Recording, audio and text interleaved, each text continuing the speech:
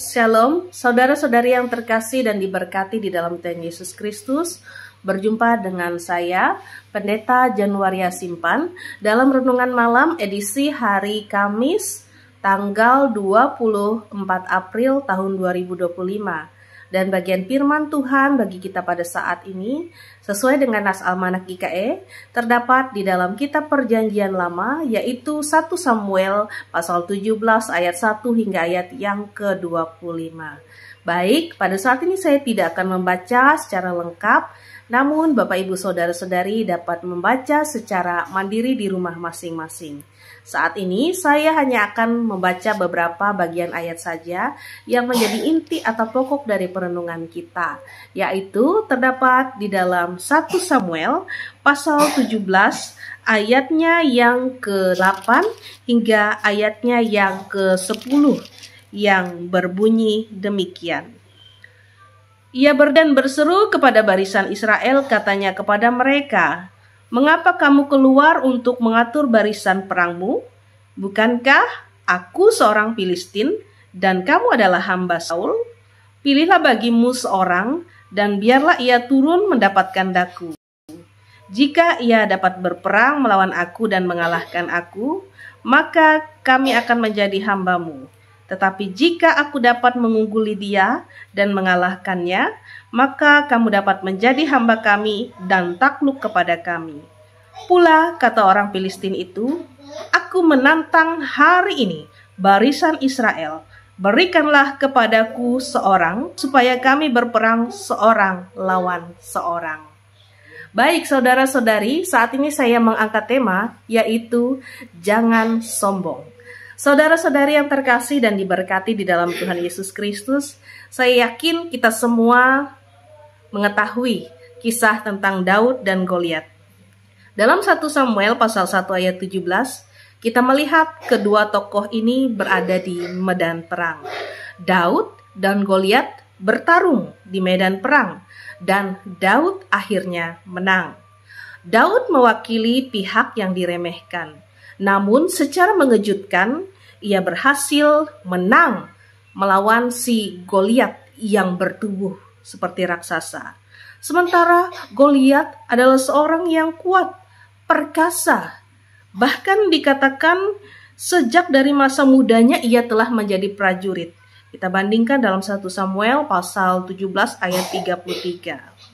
Dengan cepat kita dapat menangkap, jadilah seperti Daud, andalkan Tuhan, dan menang. Namun, pernahkah kita melihat dari sisi Goliat? Mengapa Goliat bisa dikalahkan? Saudara-saudari yang terkasih di dalam Tuhan Yesus Kristus, ternyata jika kita renungkan lebih dalam lagi, persoalannya lebih dari itu. Mari kita melihat kembali dalam 1 Samuel pasal 17 ayat 8 hingga ayat yang ke-10 tadi. Mari kita hitung berapa kali kata aku dan akhiranku tertulis di sana. Apa artinya? Artinya Bapak Ibu Saudara-saudari, Goliat sangat mengagungkan dirinya sendiri dan juga bangsanya. Singkatnya, Goliat adalah seorang yang angkuh dan sombong. Ia sudah mulai berperang sejak masa mudanya. Perlengkapannya banyak dan lengkap. Oleh karena itu, Goliat berani menantang bangsa Israel, bahkan 1 lawan 1. Karena dia yakin, tidak akan ada yang bisa mengalahkannya. Tidak ada yang sehebat dirinya, dan ia yakin bahwa ia pasti akan menang. Lagi pula, bangsa Filistin sangat berpengalaman di dalam medan perang. Mereka datang dengan anggapan bahwa mereka akan menang, namun tanpa disadari, mereka menjadi sombong.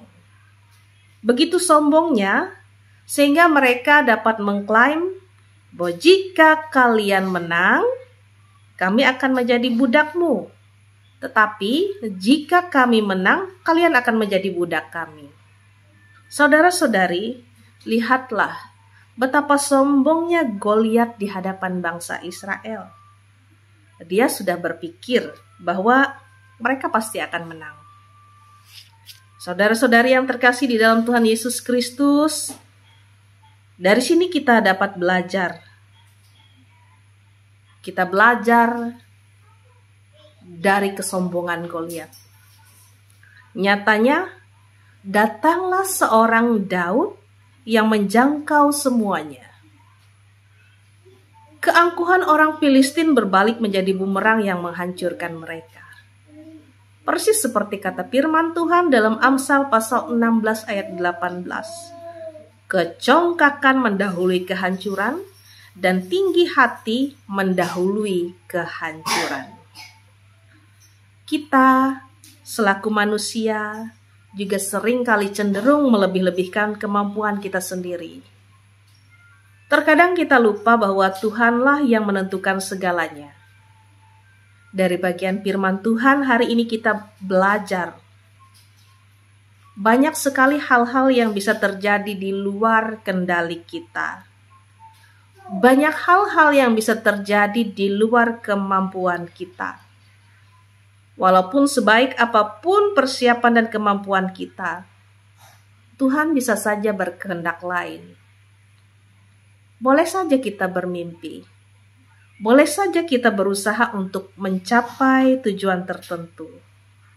Namun pastikan satu hal, bahwa kita menghindari kesombongan seperti Goliat yang terlalu percaya akan dirinya sendiri hingga menjadi sombong.